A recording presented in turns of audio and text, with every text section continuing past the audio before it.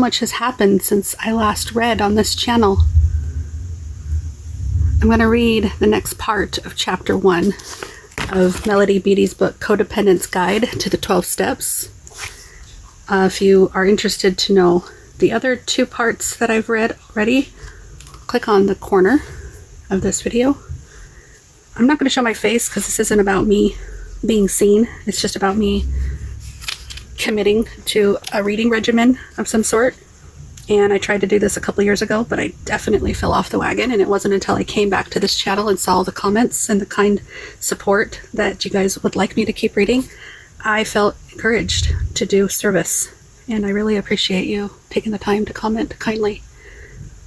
Again, I'm not the best reader. My vocabulary is really not much higher than a high schooler. So I am going to do my best, but I appreciate you taking the time to be here with me. If you also struggle with codependency, please know that there's a 12-step Coda group out there, and this is not Coda literature. Codependents Anonymous does not necessarily support Melody Beattie, but Melody Beattie definitely supports the 12-step groups. So I'm going to read this because that's where I left off. Other Stories of Unmanageability on page 12. And we'll just read for a few minutes together here. You can listen to me. You can read along in your own book if you choose. And then hopefully I'll be back tomorrow to do more. I want to keep reading. I just honestly had been discouraged the last couple of years, and I need to get back into the swing of things. You know, we fall down, we pick ourselves back up, even if it takes a couple of years, but let's get going. Other Stories. Sorry, 1 second. Other Stories of Unmanageability. But I'm not in that much trouble, you might be thinking. My response is good. You don't have to be in a lot of trouble to recognize unmanageability and begin recovering from codependency. It takes many of us much pain to become ready for recovery. Others don't need as much chaos. Mike's awareness of the unmanageability in his life was a quiet one. I came home from work one night and I could no longer stand my usual system of sitting in front of the television, staring at it, and escaping from myself by reading the newspaper. My sister, who has always been borderline psychotic, called. She started going on and on, giving 15 different reasons for why she had lost her job. It was about the 15th one in a row that she had lost.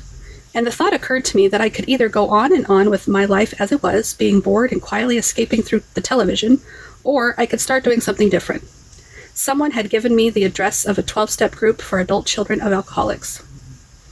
I got up, turned off the television, and went to a meeting. I was ready to take the first step, out of sheer boredom. Karen's unmanageability with her codependency became apparent while she was in recovery from addiction to drugs and alcohol. I had been recovering from chemical addiction for 15 years. I was doing everything everyone told me to. I was going to 5 meetings a week, and I was helping people constantly, whether they wanted it or not.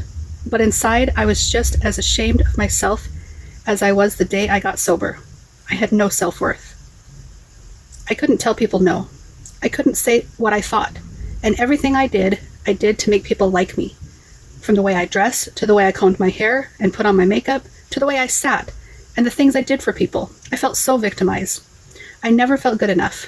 If I ever did say no or take care of myself with people, I felt so guilty. And I felt angry and resentful. Because my days and hours were consumed with doing things for people I felt I had to do. And people never seemed to appreciate what I did for them. I felt so bad about myself, I hoped that if I helped enough people, God would start treating me good. That's when it dawned on me. I needed to start treating myself good. God wasn't making me do all these things. God wasn't stopping the good from happening in my life. I was. Excuse my dogs in the baseball TV you can hear in the other room. My husband watching baseball.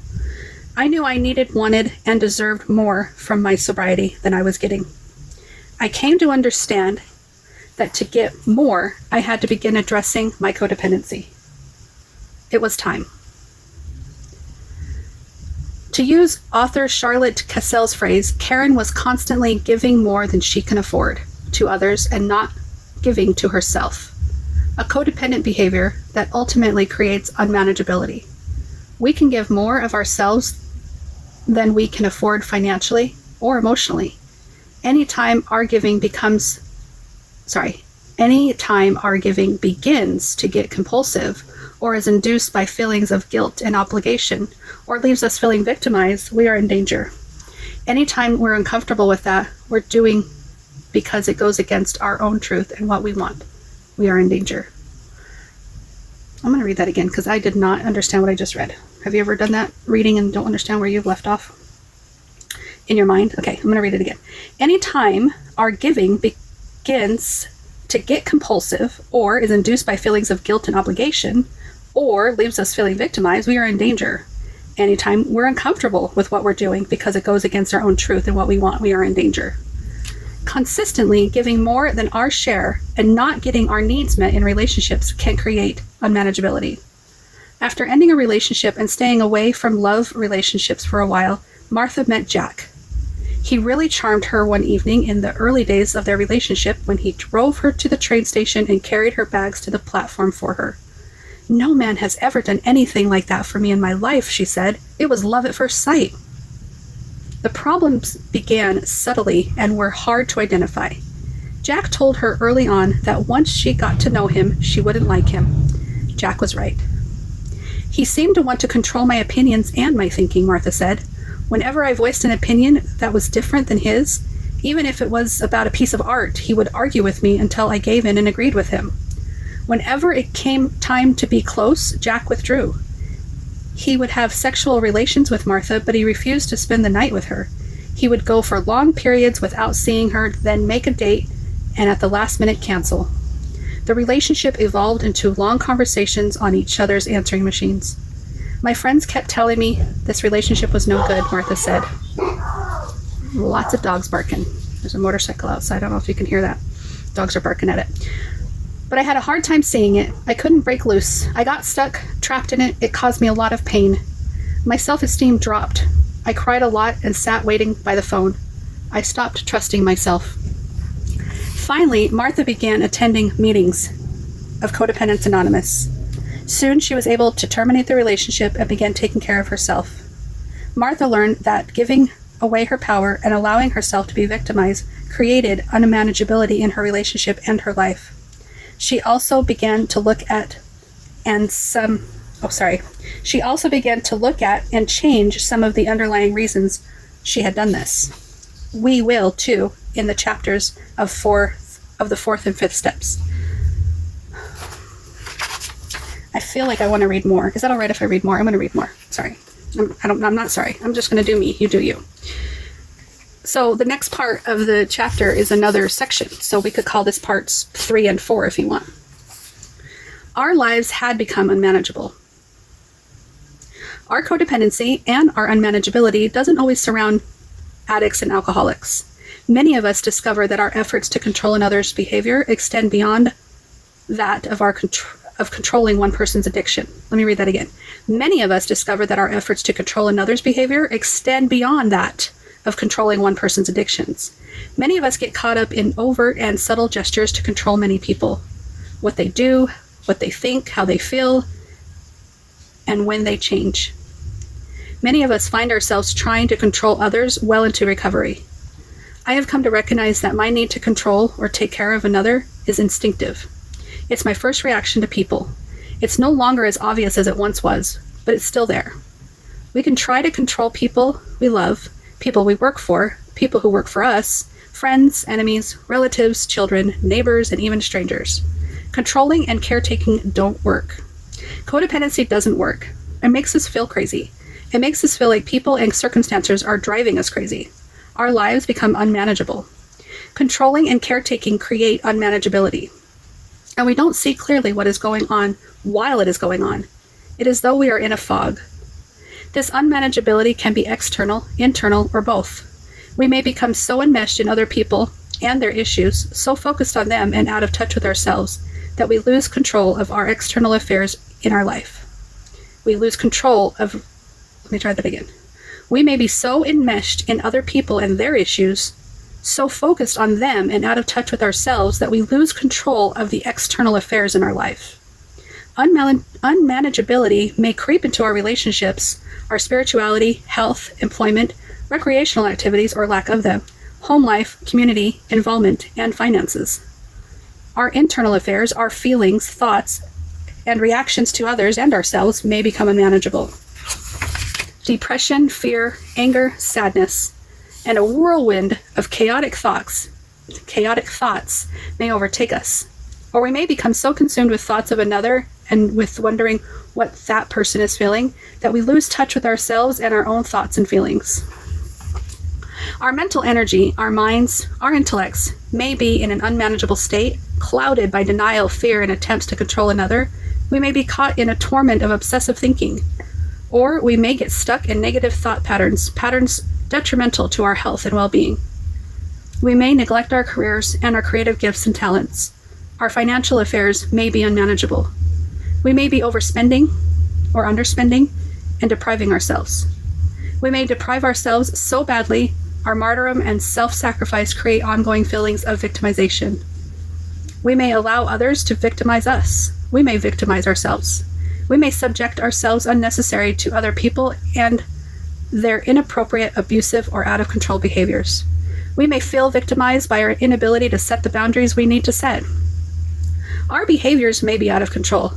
The behaviors we use to control another may be as crazy as the behaviors of the person we're trying to control. We may feel compelled to take care of others in a way that diminishes their ability to take responsibility for themselves. When we do this overtly, taking responsibility for the consequences of another addictive person's behaviors, we feel angry and we feel used. When we are covert caretakers, walking through life feeling responsible for the feelings and needs of others, we neglect our own feelings and needs. Not saying no, not saying what we mean, not being in touch with what we want and what we need, not living our own lives creates unmanageability. We may become so controlled by the expectations and desires of others that we feel like puppets on a string with no lives of our own. Some of us become trapped in unhealthy relationships, unable to extricate. Some of us become isolated, terrified of risking further involvement with others because we feel so unable to take care of ourselves in relationships and so frightened of being disappointed or hurt again. This is speaking my song. Oh my gosh, I really needed to hear this tonight. If codependency goes untreated long enough, the results can be serious, even deadly. We may begin using alcohol or drugs to stop our pain. We may get caught up in other compulsive behaviors. We may develop physical illnesses from stress and from not dealing with our emotions. We may end up thinking about or actually attempting suicide. Or we may become terminally miserable, enduring life, getting through, waiting for our reward in heaven, not knowing that there is a reward each day in being alive and living our own lives. Unmanageability can creep into our recoveries, no matter how long we've been recovering. It happens whenever we try to control something we cannot control. It happens when we allow our fear and panic to control us. It happens when we allow others' expectations, demands, agendas, problems, and addictions to control us. It happens when we neglect our responsibility to take care of ourselves lovingly. It happens when we try to exert power where we have none, then continue trying ferociously even though what we're doing isn't working. Whenever we try to have power where we have none, we forfeit our personal power. Our real power is to think, feel, make choices, live our own lives, and take care of ourselves. Unmanageability occurs when we stop owning our power and start believing that we do not have choices about how we want to act, regardless of what another person is or isn't doing. Perhaps the relationship most affected by our attempts to control or change what we cannot is our relationship with ourselves. We become frustrated, confused, and often immersed in negativity, self-hatred, repression, and depression. We stop loving and caring about ourselves because we have cared about others too much, or in ways that don't work for them, for us, or for the benefit of the relationship. We may have developed a life pattern of neglect. If so, we can show how to take care of themselves in a loving, gentle manner that feeds our soul and makes life worthwhile. Many of us develop new definitions of unmanageability after we've been recovering for a while. We begin to expect more from our lives. When I lose my peace and serenity, when I become excessively frightened, panicky, guilty, or ashamed, I consider my life unmanageable. When I stop dealing with my feelings, when I stop nurturing and caring for myself, when I stop listening to myself, when I get caught up in trying to control events and people, I consider myself unmanageable. The solution is to return to step 1. You see that? It's highlighted in yellow. Somebody else highlighted it, not me. The solution is to return to step 1. This is a book that was on a thrift store, a used bookstore. And someone else was wise enough to highlight that part. Let me read it again. The solution is to return to step 1. So much of what we call codependency is simply human attempts to avoid, deny, or divert our pain. Taking this step means we become ready to face and feel our pain, be gentle with ourselves and others as we move from denial into the acceptance generated by this step. The second portion that's highlighted says, taking this step means we become ready to face and feel our pain. That is so important. I have been in so much denial lately. I have been avoiding my problems, and I have not been living a very manageable life. I have slipped in many ways. But that is the end of these 2 parts. The next part is going to be the roots of control. And if I am as good as I'm hoping I will be back tomorrow to read the next part. And then we'll read step 2, and we'll read step 3, etc., etc. And wouldn't that be great? Let me know in the comments below if you want me to keep reading from this book, or maybe I can go back to peeling the onion, or maybe I'll just do what I want to do and you guys can join me for the ride if you want. I do appreciate everybody that has taken the time to comment on my videos. I didn't realize there would be such a small little following. We're all like our own little club. So I am excited to be of service in reading these books, Peeling the Onion and the Melody Beattie book. Thank you so much, and take care of yourself. And I'll see you on the next video. Bye-bye. But still she dreams of quiet streams and flight.